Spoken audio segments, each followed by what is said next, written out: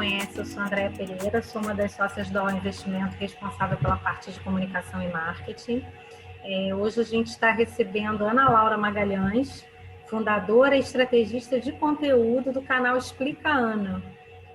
A gente vai falar sobre oportunidades de investimentos de renda variável e quem está dividindo hoje aqui a pauta comigo é o Daniel Meirelles, que é nosso head de renda variável. Boa noite, pessoal. Boa noite a todos.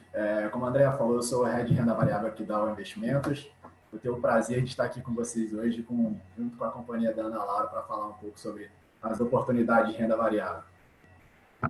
Perfeito. Ana, eu vou pedir para você se apresentar, que eu acho que ninguém melhor do que você para resumir a sua história, né, e se apresentar para os nossos clientes, apesar de que eu acho que a maioria já te conhece. Meu nome é Ana Laura, sou especialista em investimentos, já fui assessora e em um determinado ponto da carreira eu desenvolvi um projeto de comunicação sobre investimentos, até para as pessoas entenderem que finanças não é tão complicado, que a gente realmente pode se aproximar desse universo. E criei um canal que se chama Explica Ana, que veio muito da minha família, né? Minha família sempre ficava, explica de novo aquele negócio que você falou, como é que foi aquele nome que é um investimento mais seguro, explica aqui de novo para sua avó, como é que você fez aquele investimento.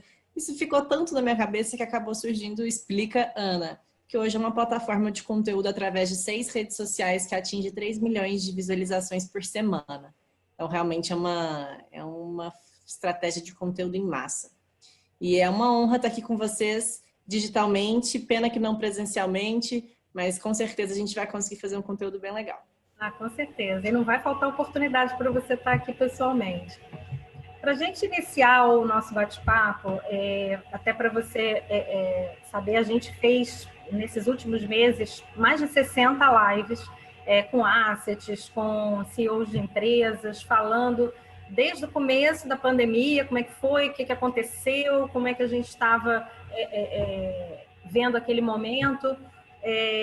Então, assim, a gente já passou por todos os fatos que levaram a gente até o momento atual.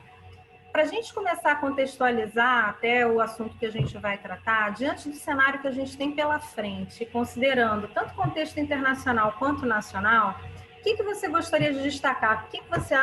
Quais os pontos que você acha que merecem mais destaque no momento?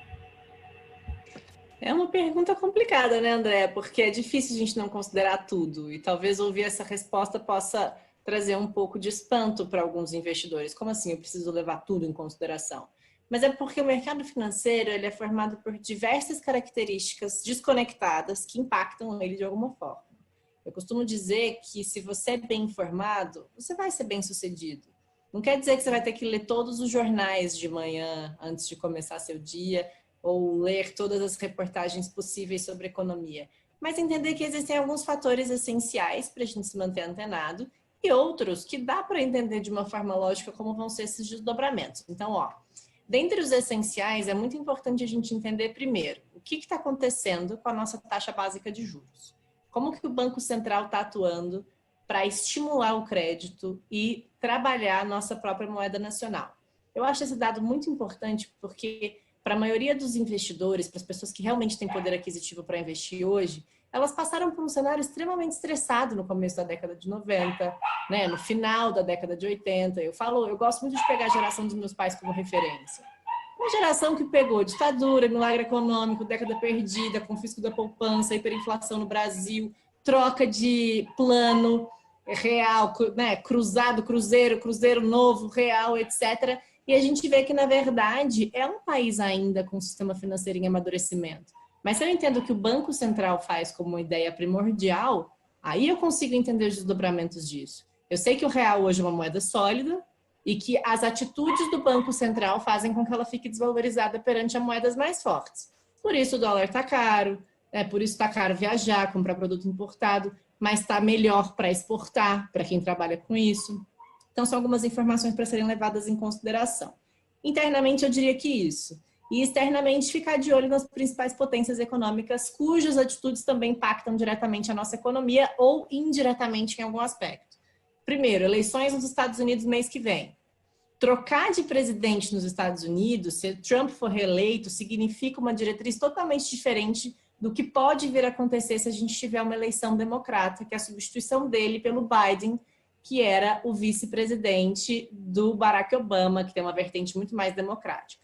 Quando a gente olha para isso, né, o republicano, que é o Trump, e o Biden, que é democrático, é muito parecido com o que a gente tem no Brasil de direita e esquerda, embora que essa seja uma representação chula. Mas os republicanos, eles são de extrema direita, e os democratas, eles são vistos como esquerdistas. Então, isso muda muito o panorama de negociação, política interna, política externa, negociação dos Estados Unidos com a China, que é uma potência também, que é uma super parceira brasileira, principalmente em trâmites comerciais. O que acontecer por lá pode impactar a nossa economia aqui também. Como guerra comercial, que foi algo que também deixou a gente prestando atenção, para entender como todo esse trâmite impactaria para as nossas próprias exportações, para a nossa balança comercial. E, naturalmente, tudo que acontece com o dólar vai impactar todas as outras. Então, esses pontos, esses detalhes, né, ler uma notícia de vez em quando, se manter sempre atualizado nesse aspecto ajuda bastante. Bom, vamos lá, né? Agora falando um pouco mais com você como investidora. Quais foram as principais lições que você tomou com relação a esses últimos meses que nós passamos? Assim, o que você trouxe isso que você acha que você vai levar daqui para frente diante dessa crise tão grave que a gente vivenciou? Essa pergunta, acho que ela é menos para mim e mais para todo mundo que está ouvindo, né? Porque como é que as pessoas elas estão lidando com mais essa crise? Eu gosto de falar mais uma crise porque qualquer pessoa que mora no Brasil há pelo menos 20 anos já viveu muita coisa.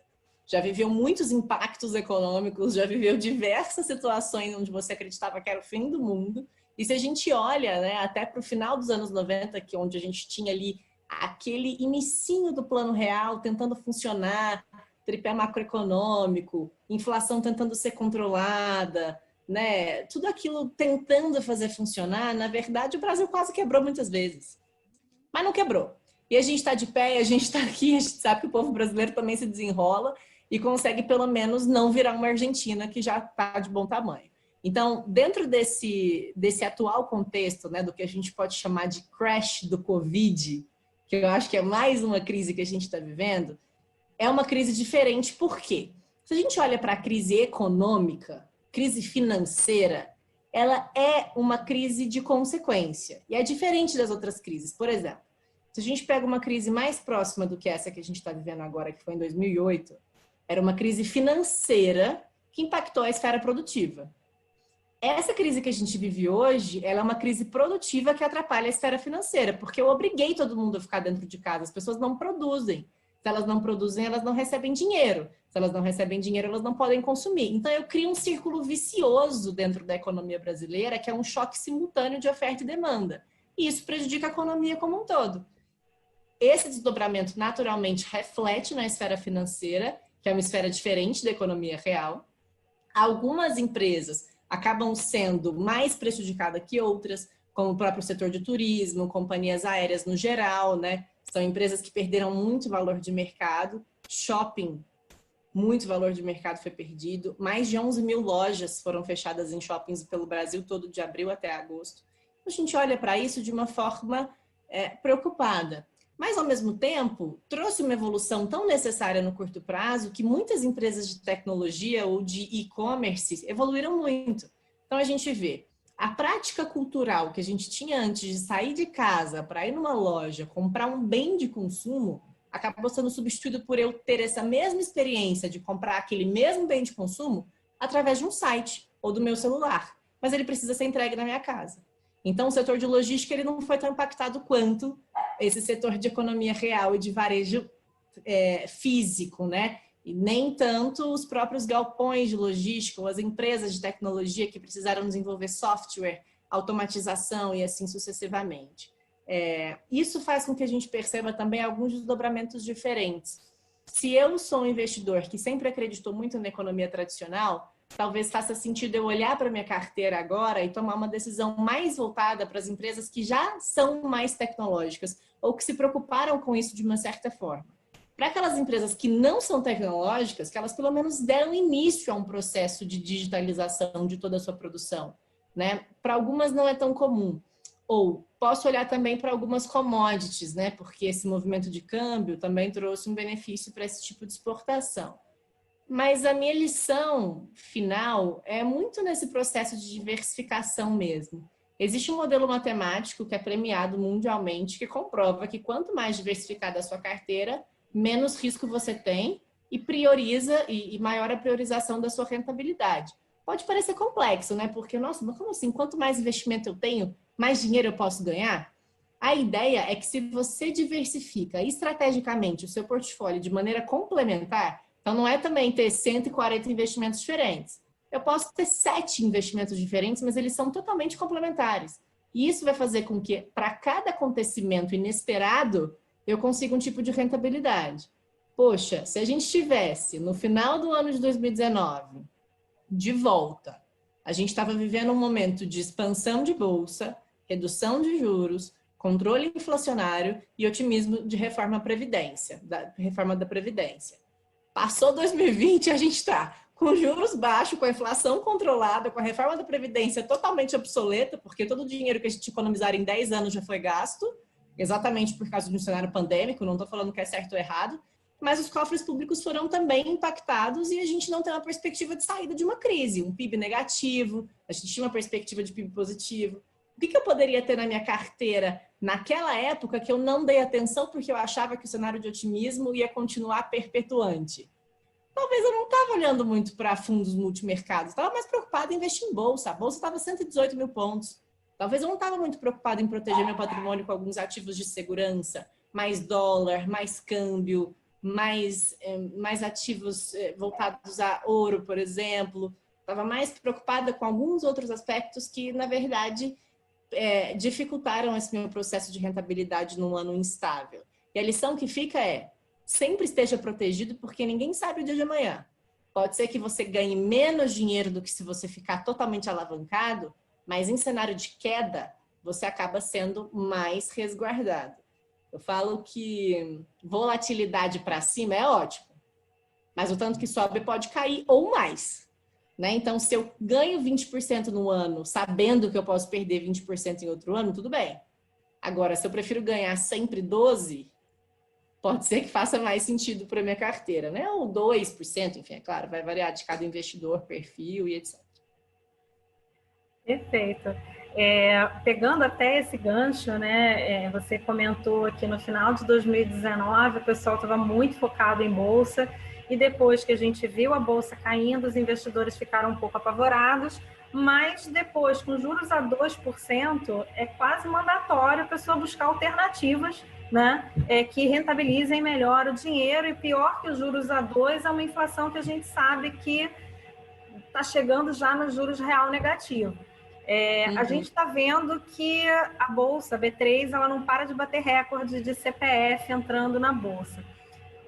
O que você acha que seria a melhor estratégia para os clientes que estão começando a operar? Eles não estavam lá em 2019, naquela euforia, mas agora com esse cenário, eles estão vendo que eles precisam entrar. O que você recomendaria? Primeiro, não existe hora certa para investir. E essa lição ela precisa ser muito bem lembrada, porque a gente nunca vai saber o melhor momento de entrar ou vender um papel.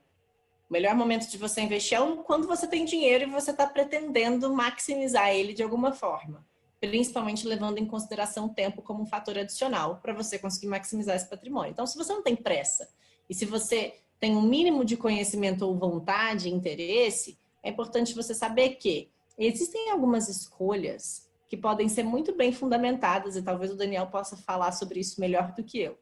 Mas excelentes empresas, elas tendem a ser excelentes empresas com o tempo. A não ser que aconteça alguma mudança de governança muito estratégica internamente, que os investidores vão ser avisados.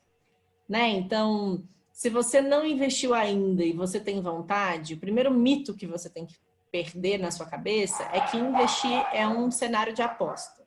Ninguém está apostando. Eu não estou indo num cassino apostar meu dinheiro achando que eu posso ganhar mais dinheiro em cima daquilo que eu tenho. Investir é alocar o seu saldo em algum ativo que tenha pretensão de rentabilizar com o tempo, ou seja, gerar valor. A minha ideia é que esse investimento gere valor com o tempo. Então, os cachorros aqui, vocês estão ouvindo eles? Tá muito alto. Perdão, gente, home office. A vida é isso, não tem como eu fazer nada. Não tem como. Tô tentando aqui, mas daqui a pouco eles vão embora. Não tem problema. Mas, voltando para esse contexto, desculpa, é muito mais para as pessoas entenderem que escolhendo bons ativos, se você escolhe uma empresa que é lucrativa, que é geradora de caixa, que pode passar por determinados percalços, aquilo pode funcionar. Então, eu não estou apostando, eu estou entendendo um fundamento. Eu quero ser sócio daquela companhia ao longo do tempo. Por que é importante falar disso? Porque comprar uma ação é você comprar um pedaço da sociedade daquela empresa, daquela produção. Então, eu não consumo energia elétrica? Por que eu não posso me tornar sócia de uma empresa que faz distribuição de energia elétrica? Na minha cabeça, isso vai ser sempre muito resiliente. Então, agora as pessoas estão de home office, trabalhando em casa, pode ser que mais do que nunca, mais do que era. As pessoas, elas gastam mais conta, pagam mais caro a conta de energia do que no final do ano passado. Outro bem de consumo que eu posso utilizar com muita frequência e que faz sentido hoje para a minha vida é que eu posso querer ser sócio disso. Empresas que fornecem plano de saúde, empresas que desenvolvem calçados, empresas de petróleo, né? Talvez mais do que minério de ferro na minha vida. Na minha vida não faz sentido eu investir numa empresa de cerveja, mas pode fazer sentido eu investir num outro bem de consumo onde eu me vejo naquilo, né? Então, montar essa carteira se imaginando sócio daquele negócio, entendendo minimamente como ele funciona e também ficando minimamente preocupado com os resultados que eles apresentam. É claro que é muito mais fácil para a gente delegar isso para alguém, né? Não, eu não quero tomar conta da minha carteira, deixa eu entregar isso para uma pessoa. Mas mesmo entregando para outra pessoa, você tem que saber as consequências disso. Então, eu quero delegar a minha carteira para um especialista, não vejo problema, mas quando ele me trouxer uma recomendação de compra ou venda, eu quero entender por que isso está acontecendo. Eu não quero simplesmente abaixar a cabeça e falar, realmente, eu acho que eu preciso vender. Ou, é verdade, eu acho melhor eu aceitar essa sua recomendação de compra. Isso não pode existir. Até a figura do head da mesa de renda variável, da própria Andréia, de um assessor de investimentos, é auxiliar as pessoas a tomarem as próprias decisões, né? Então, ó, eu tenho tantos anos, eu tenho tanto de dinheiro e eu tenho esse objetivo financeiro. O que a gente faz é te direcionar para tudo que existe no mercado, filtrar o que não vai servir para esses seus três dados e te ajudar a tomar uma decisão mais coerente com o seu próprio objetivo. Perfeito. Bom, Ana, acho que você abordou tópicos fundamentais, essa questão do longo prazo, palavras como resiliência, você buscar empresas que tenham resiliência, que possam surfar momentos de crise com bastante saúde, né? Enfim, enfrentar esses momentos, eu acho que são pontos cruciais. Mas agora falando um pouco mais voltado para a questão de produtos, tá? Com relação a produtos existentes no mercado de renda variável, a gente viu agora muito na mídia essa questão das BDRs também sendo anunciadas.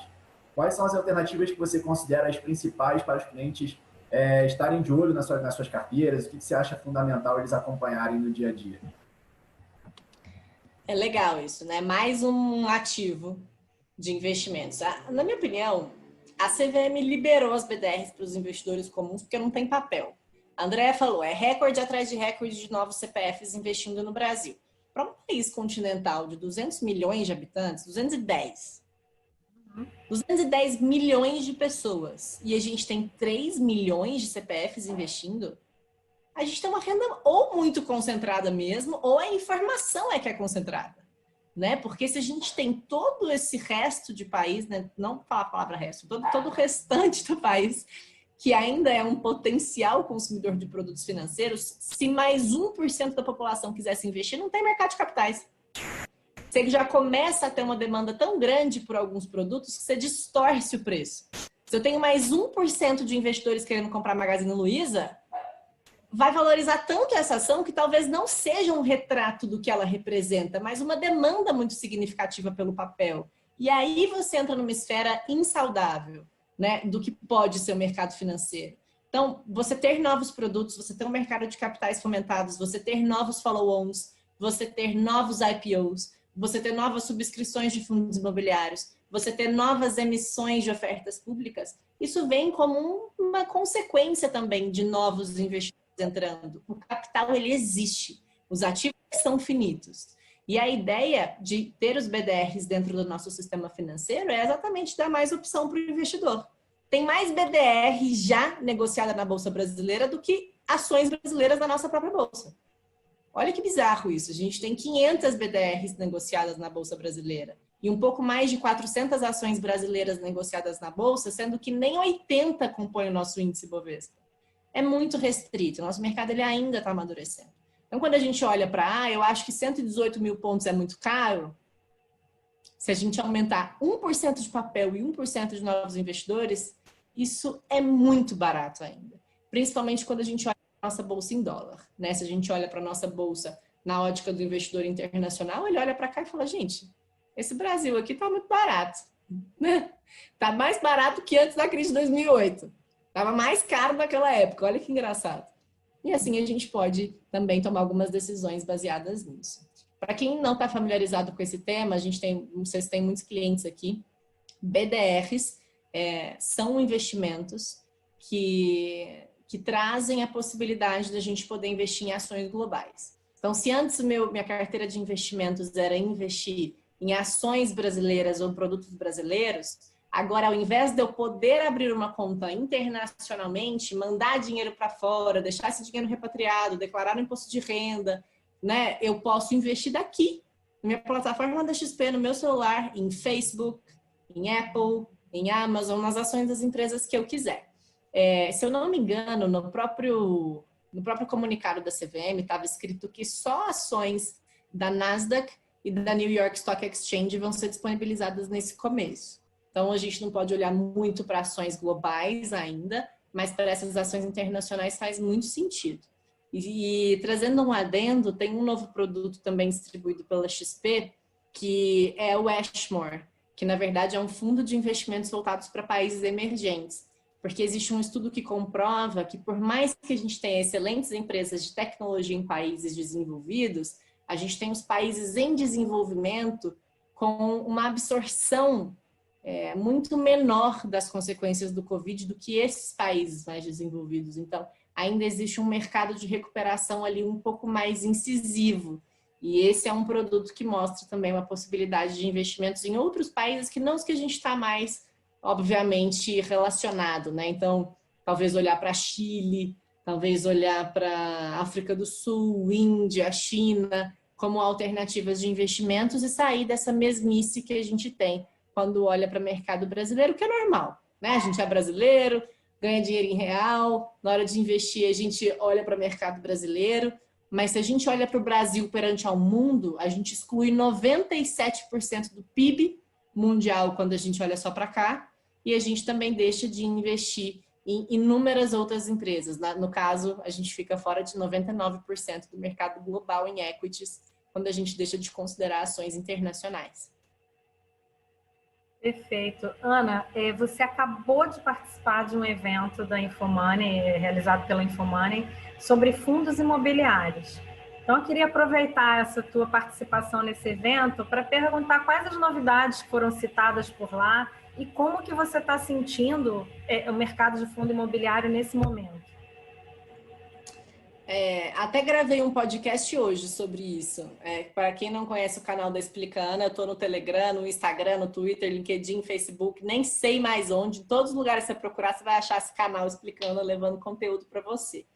Mas o podcast, que lança amanhã de manhã, vai estar em todas as plataformas de podcasts do Brasil, ele fala muito sobre isso. E a ideia é a gente trazer para o investidor brasileiro que tem dúvidas o que pode acontecer com a cota dele que ainda não foi recuperada, ou quais são as oportunidades de entrada.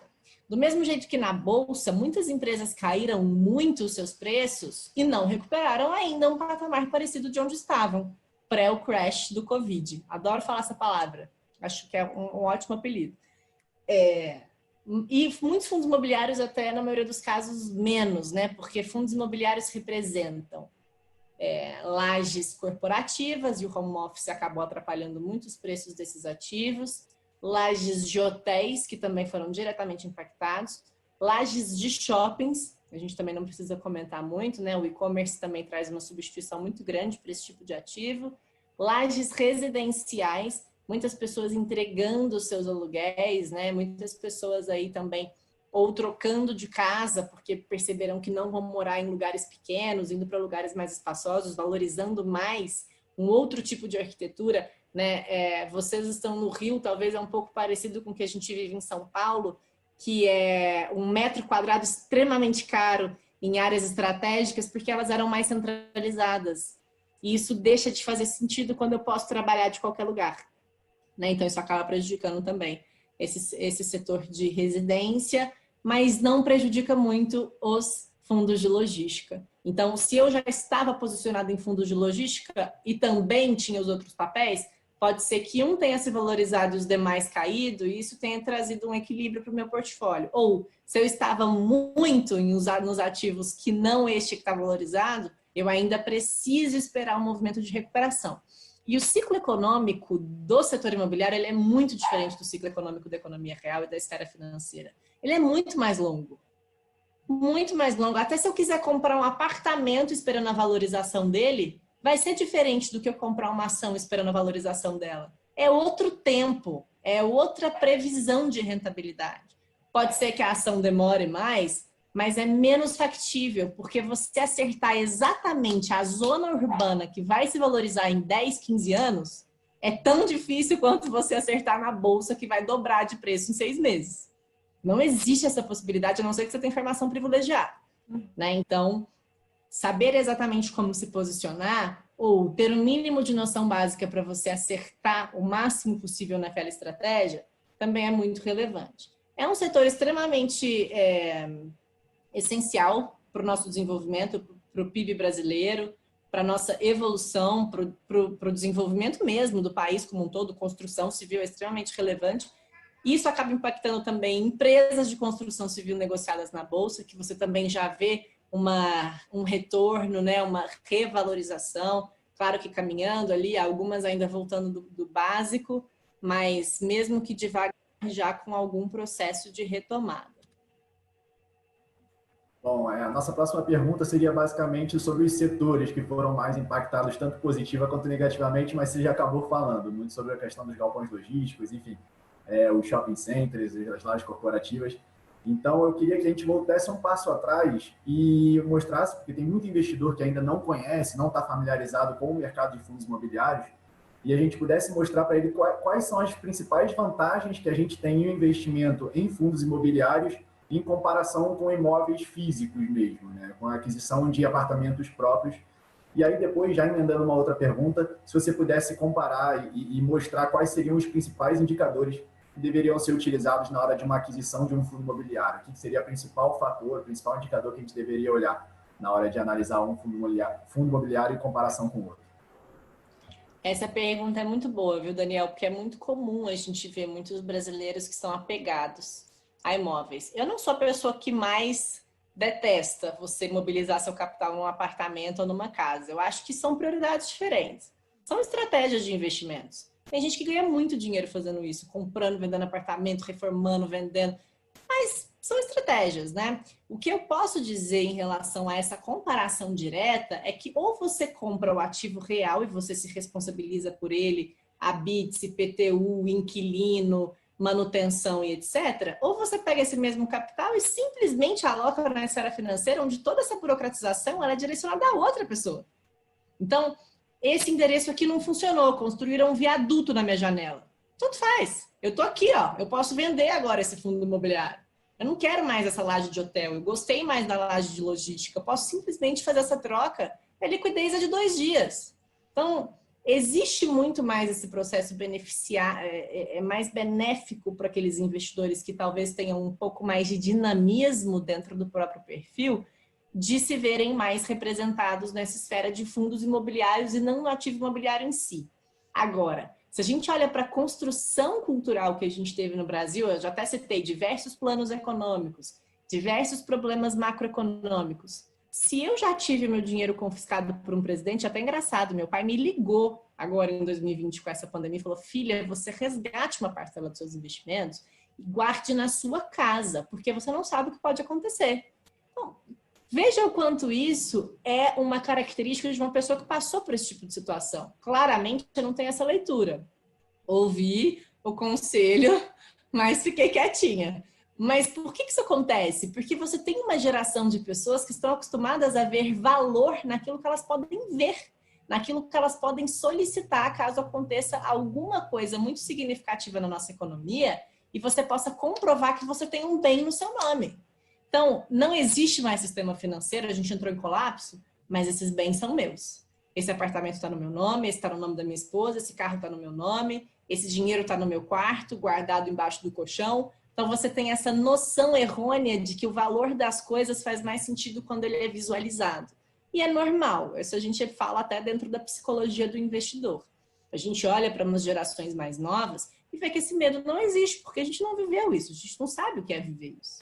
E talvez a gente tenha um entendimento mais simples de como funciona. Eu não precisar me fidelizar a um único endereço para o resto da minha vida, mas ter uma carteira de fundos imobiliários extremamente diversa. Então, eu posso investir no Rio, em São Paulo, em Curitiba, em Porto Alegre, em Belém, diversas lajes diferentes e assim sucessivamente, sem precisar estar num único lugar. E quem sabe eu tenho uma carteira tão saudável a ponto de que os meus rendimentos aqui sejam passíveis de pagar o meu aluguel em um único lugar, enfim, dependendo do tamanho da carteira de uma pessoa. É claro que é bem utópico, dependendo da quantidade do que as pessoas podem investir, e principalmente se a gente ainda mantiver os dividendos não tributáveis, né, porque a gente não sabe também essa reforma tributária como pode começar a vir, é uma característica positiva também dos fundos imobiliários. Então, veja, se eu alugo o meu apartamento, eu recebo um aluguel. Se eu sou sócio de um fundo imobiliário e ele possui inquilinos, como é o caso de lajes corporativas, né, de lajes de shoppings, você tem as lojas que pagam aluguel, você tem as empresas que pagam aluguel para aquele imóvel, eu recebo uma parcela disso na minha conta.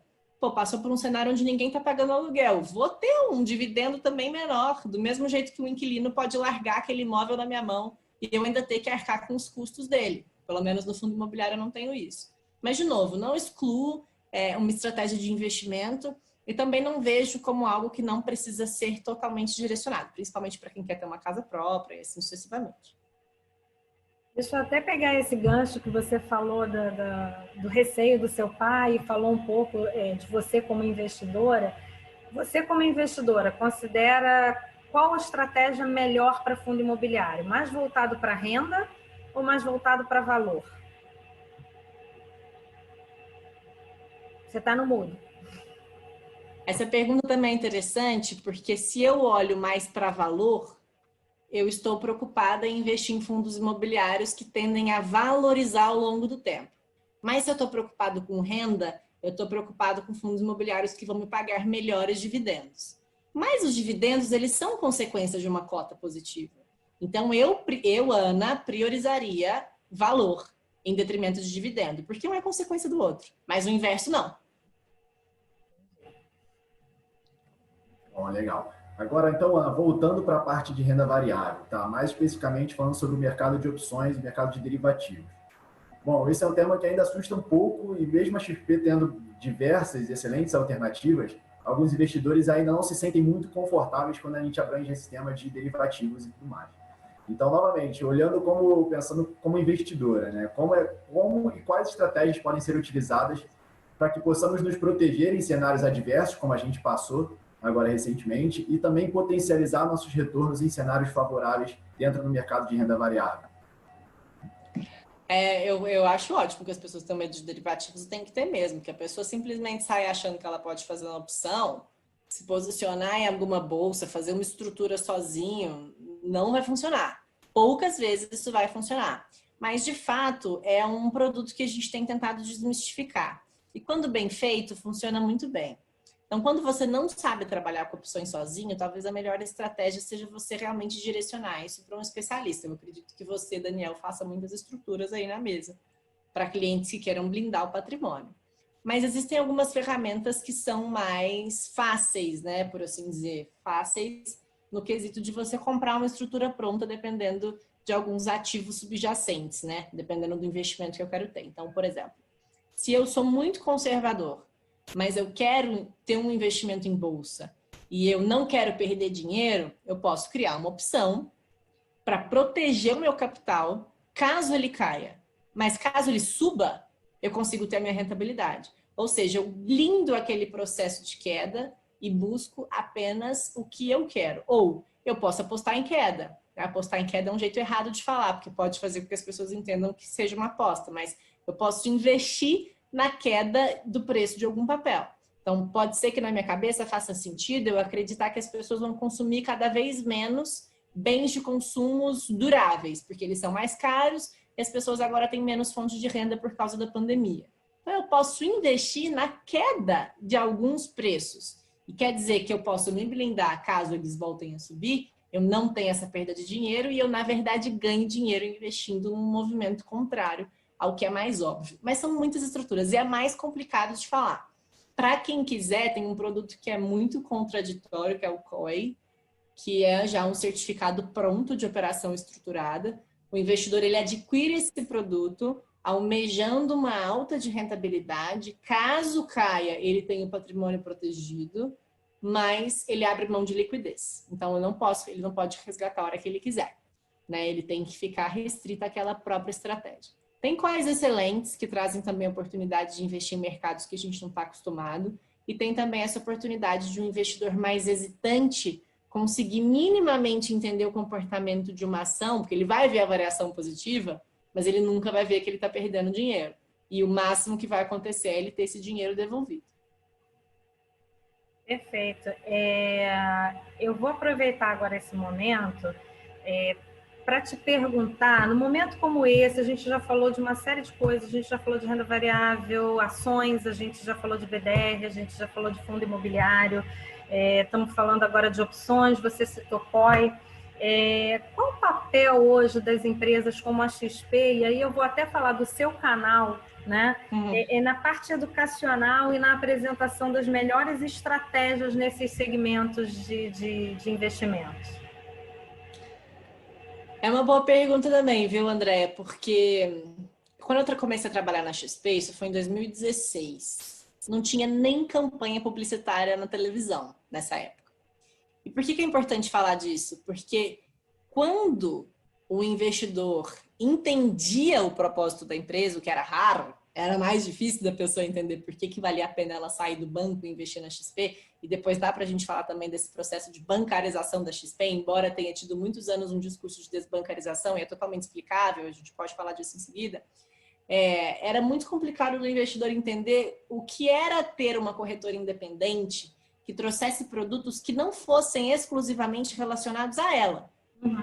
Se eu recebo um telefonema do meu gerente de banco onde eu tenho conta, ele não vai me ofertar um produto que não é do banco. Se eu tenho conta em 3 bancos diferentes, e eu tenho saldo nos 3 bancos diferentes, o gerente de um vai me ligar para oferecer produto do outro. Ele vai querer rentabilizar um produto para ele, né? Um juros para ele, um spread para ele. Então, quando você encontra uma corretora que tem um propósito de ampliar a sua capacidade de retorno, com mais de 400 fundos de investimentos, mais de 400 emissores de ativos, é que você percebe que você não precisa ficar dentro de uma esfera limitante, mas que trazer esse conhecimento de amplitude pode ser muito mais benéfico para você, porque o seu benefício de rentabilidade não é o benefício de quem te oferece o produto. E isso é muito distinguível quando a gente olha para a figura do assessor de investimentos e para o gerente de banco. Não é à toa que a gente vê muitos gerentes de bancos que se tornam assessores de investimentos, como vocês da Oi Investimentos, que é um grande caso dentro da XP, inclusive. Né? Porque vocês entenderam o que é o benefício do cliente, vocês não são obrigados a vender produtos que não são benéficos para as pessoas que vocês atendem, e essa relação de confiança é que faz também com que as pessoas continuem e queiram continuar investindo com vocês, e indiquem vocês para outras pessoas e contribuam para esse crescimento de managements de R$1 bilhão. Como é que eu chego em R$1 bilhão sob custódia hoje com os investidores que eu atendo? Só se eu fizer um bom atendimento. Só se eu deixar essas pessoas satisfeitas, né? Então, hoje, o viés da XP, ele nasceu através de um cunho educacional. A holding XP, ela, na verdade, possui inúmeras empresas. Uma delas, que é a primeira de todas, que não é a XP Investimentos, é a XP Educação, veio como uma escola para ensinar as pessoas a investirem o próprio dinheiro, só que as pessoas aprendiam e queriam investir com quem ensinava, e essa pessoa era funcionária XP. Então, a XP inventou também uma plataforma interna para ajudar os alunos a investirem o próprio dinheiro em 20 anos, porque a empresa tem 19 anos, vai fazer 20 ano que vem, e em 20 anos virou tudo isso que virou, porque realmente desmistificou um processo tradicional que existia no Brasil, que era errôneo, que priorizava a pessoa errada, né? E quando a gente olha para países desenvolvidos, você vê que 97% da população lá fora não investe em banco. Uhum. Que no Brasil é exatamente a porcentagem contrária. Porque, de novo, se eu só tenho a moeda que eu uso hoje há 25 anos, porque o real só existe desde 1995 em prática, como é que eu ainda vou aprender que o dinheiro que eu vou investir não está no banco, que é onde eu vou buscar dinheiro se eu preciso dele? Então, é um processo de amadurecimento, né? O papel do Explica Ana, ele vem muito nessa ideia de desmistificar investimentos, aproximar o investidor do conhecimento que ele precisa, fazer com que as pessoas entendam que existem alternativas financeiras que priorizam elas, né? E trazer esse conhecimento de uma forma também fácil, porque pode ser que a gente que está acostumado com os termos técnicos e falar de finanças o tempo todo, a gente use termos que as pessoas não estão familiarizadas. E isso assusta, porque se eu tenho medo do que eu não conheço, dificilmente eu vou aceitar fazer esse tipo de estratégia. Bom, vamos lá. Agora, como a gente já abordou também o tema sobre tecnologia, o que a tecnologia, assim, olhando tudo que a gente pode utilizar, elas podem ajudar a reforçar os nossos vínculos com os clientes, né, com os investidores e serviços sob medida? O que você enxerga que ela pode agregar no nosso dia a dia, assim, o que a gente pode ofertar para os investidores em termos de tecnologias? Dados é tudo, né? Quem tem dados tem tudo. Qualquer pessoa que tem um celular na mão hoje já disponibilizou todos os dados da sua rotina para algum software e não sabe disso ou sabe e não leu aquele termo que a gente tem que aceitar quando a gente compra um celular que ninguém lê e passa para frente. Né? Então, dentro da esfera financeira, isso não é muito diferente. Se eu tenho uma empresa de tecnologia que trabalha com investimentos, eu consigo filtrar as informações do meu cliente para saber que tipo de produto ele prefere. Não adianta nada eu indicar um fundo imobiliário para um investidor conservador.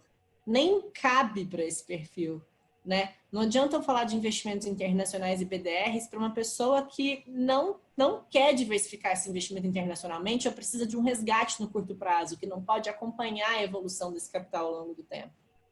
Ou, se eu consigo ler esses dados dos meus clientes, sabendo que alguns deles priorizam rentabilidade ao longo do tempo, eu consigo ofertar produtos que são mais longínquos para aquela estratégia.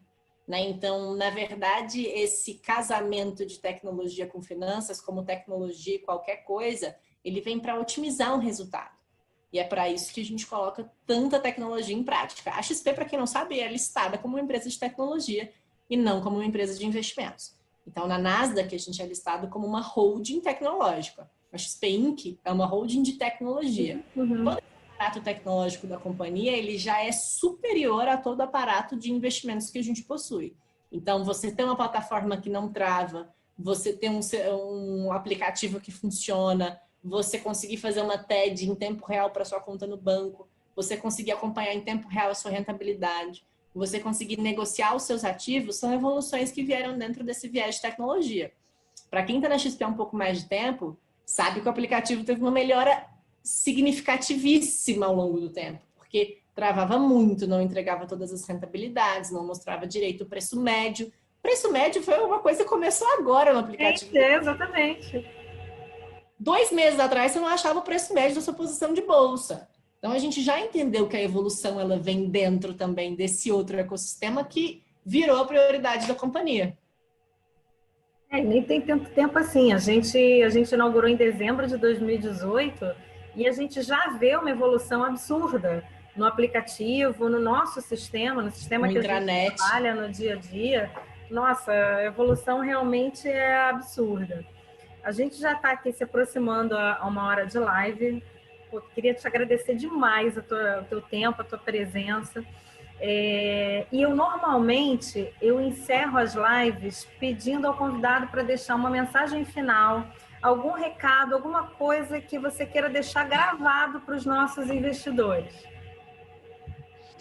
Nossa, nem me preparei para isso, mas depois desse bate-papo de 1 hora aqui que a gente teve com essas 56 pessoas, o que me deu vontade de dizer aqui aleatoriamente é para as pessoas não terem medo de investir o próprio dinheiro, porque a gente falou sobre muitas coisas, eu trouxe diversas informações, a gente falou sobre diversos produtos, muitos que podem ser uma grande novidade para a maioria das pessoas que estão nos ouvindo. Mas é importante as pessoas entenderem o que é esse processo de construção de carteira. Do mesmo jeito que começar qualquer coisa do zero pode trazer muita hesitação porque é desconhecido, Investir o nosso dinheiro, que a gente batalha tanto para ganhar, também é, né? Eu recebo muitos relatos no Explicana sobre isso. Ana, poxa, eu demorei tanto para juntar esse dinheiro, eu não quero investir ele numa coisa que eu não entendo. Então, entender a figura de um assessor de investimentos como seu aliado também é uma grande ferramenta que a gente pode usar ao nosso favor. E é natural que a gente não tenha todo o conhecimento que a gente queira sobre investimentos ainda. E como eu disse, o mercado brasileiro ele ainda está amadurecendo. Se você souber o básico, né, taxa de juros, o que é uma ação, fazer esses investimentos empiricamente, testar o que você gosta e o que você não gosta, com o tempo você vai se autoconhecendo e criando uma carteira que é muito mais adequada àquilo que você espera. Não vai te trazer receio em cenário de instabilidade. Se vier um outro coronavírus, um Joesley Day, uma greve dos caminhoneiros, um impeachment, não é algo que vai te deixar desesperado, porque você sabe que você está blindado e protegido. Mas, ao mesmo tempo, se vier um cenário de otimismo, de reformas, de juros baixos, de fomento ao crédito, você também tem uma rentabilidade que te deixe mais satisfeito. Então, tenha um assessor de investimentos como aliado e não tenham medo de desbravarem esse universo. Sensacional. Mais uma vez, obrigada, Ana. Daniel, suas palavras de despedida. Ela abordou temas fundamentais, né? Essa questão do conhecimento a todo instante é um ponto muito importante. A visão de longo prazo nos investimentos também é outro ponto muito importante. Então, aqui eu só tenho a agradecer a presença da Ana, a presença de todo mundo que está acompanhando aqui a gente. Muito obrigado pela presença de todos. Gente, muito obrigada, Ana, mais uma vez, muito obrigada. Muito obrigada aos clientes que participaram e até a próxima. Eu que agradeço o espaço e a oportunidade. E olha, não esquece, está convidada para visitar aqui a OL presencialmente. Ai, nem me chama. Chama que você puder viajar, eu vou. Vem. Tchau, tchau. Beijo, tchau.